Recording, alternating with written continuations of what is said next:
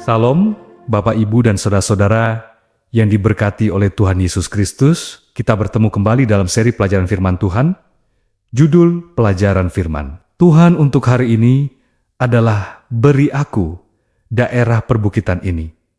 Bapak, Ibu, saudara-saudara sekalian, mari kita sama-sama membaca beberapa ayat firman Tuhan berikut ini. Pertama-tama kita baca kitab Yosua 14 ayat 6-14. Bani Yehuda datang menghadap Yosua di Gilgal. Pada waktu itu berkatalah Kaleb bin Yefun, orang Kenas itu, kepadanya, "Engkau tahu firman yang diucapkan Tuhan kepada Musa, abdi Allah itu, tentang aku dan tentang engkau di Kades Barnea. Aku berumur 40 tahun ketika aku disuruh Musa, hamba Tuhan itu, dari Kades Barnea untuk mengintai negeri ini. Dan aku pulang membawa kabar kepadanya yang sejujur-jujurnya. Sedang saudara-saudaraku yang bersama-sama pergi ke sana dengan aku membuat tawar hati bangsa itu. Aku tetap mengikuti Tuhan, Allahku, dengan sepenuh hati." Pada waktu itu Musa bersumpah, katanya, "Sesungguhnya tanah yang diinjak oleh kakimu itu akan menjadi milik pusakamu dan anak-anakmu sampai selama-lamanya, sebab engkau tetap mengikuti Tuhan, Allahku, dengan sepenuh hati." Jadi sekarang, sesungguhnya Tuhan telah memelihara hidupku, seperti yang dijanjikannya. Kini sudah 45 tahun lamanya, sejak diucapkan Tuhan firman itu kepada Musa, dan selama itu orang Israel mengembara di padang gurun. Jadi sekarang, telah berumur 85 tahun aku hari ini. Pada waktu ini, aku masih sama kuat, seperti pada waktu aku disuruh Musa. Seperti kekuatanku pada waktu itu, demikianlah kekuatanku sekarang untuk berperang dan untuk keluar masuk. Oleh sebab itu, berikanlah kepadaku pegunungan yang dijanjikan Tuhan pada waktu itu. Sebab engkau sendiri mendengar pada waktu itu, bahwa di sana ada orang Enak dengan kota-kota yang besar dan berkubu. Mungkin Tuhan menyertai aku, sehingga aku menghalau mereka, seperti yang difirmankan Tuhan.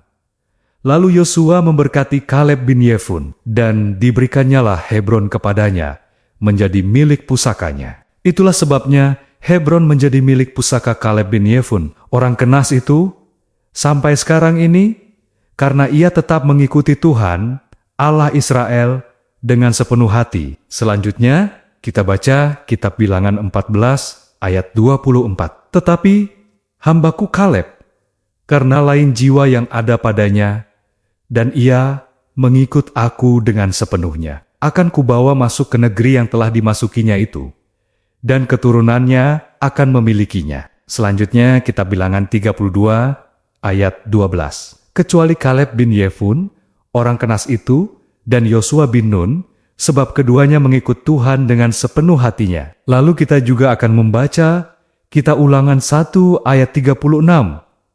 "Kecuali Kaleb bin Yefun, dialah yang akan melihat negeri itu, dan kepadanya dan kepada anak-anaknya akan kuberikan negeri yang diinjaknya itu, karena dengan sepenuh hati ia mengikuti Tuhan." Yang terakhir, kita akan baca kitab Lukas 6 ayat 45. "Orang yang baik mengeluarkan barang yang baik dari perbendaharaan. Hatinya yang baik, dan orang yang jahat mengeluarkan barang yang jahat dari perbendaharaannya yang jahat, karena yang diucapkan mulutnya meluap dari hatinya."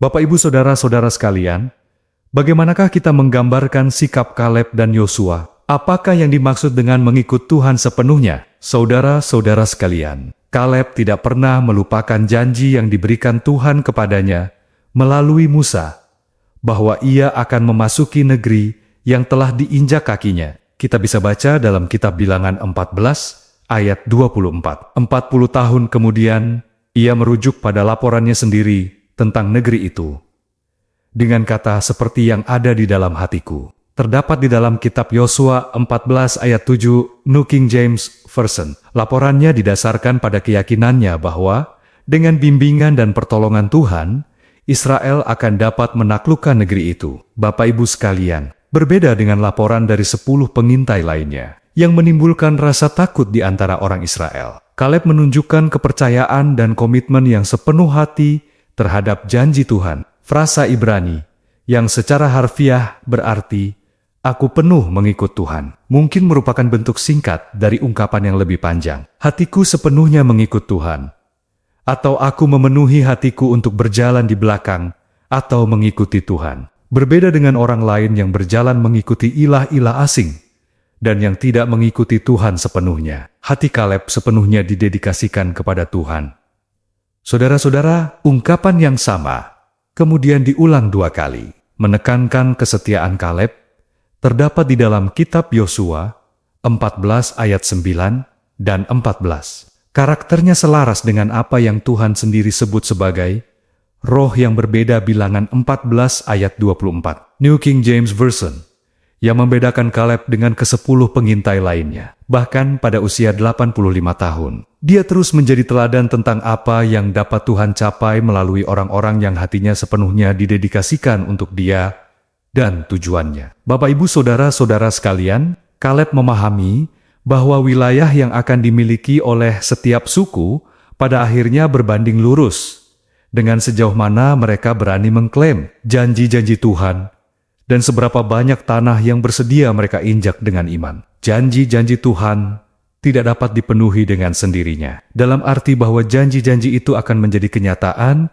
walau berlawanan dengan kehendak kita. Sebaliknya, janji-janji itu membutuhkan iman yang disertai dengan tindakan yang tegas. Istilah Ibrani, ulai, yang artinya adalah mungkin, yang terdapat di dalam kitab Yosua 14 ayat 12, dapat mengekspresikan rasa takut dan keraguan. Tetapi biasanya kata ini menunjukkan pengharapan dan antisipasi bahwa sesuatu yang positif akan terjadi. Dapat kita temukan dalam kitab Kejadian 16 ayat 2, lalu kitab Bilangan 22 ayat 6 dan 11, serta kitab Bilangan 23 ayat 3. Pertanyaan bagi kita renungkan, Bapak, Ibu, saudara-saudara sekalian. Kompromi-kompromi kecil jenis apakah yang dapat menghalangi kita untuk mengikut Tuhan sepenuhnya? Saudara-saudara yang diberkati Tuhan, sampai di sini pelajaran firman Tuhan bagi kita hari ini. Tuhan memberkati kita seluruhnya. Amin.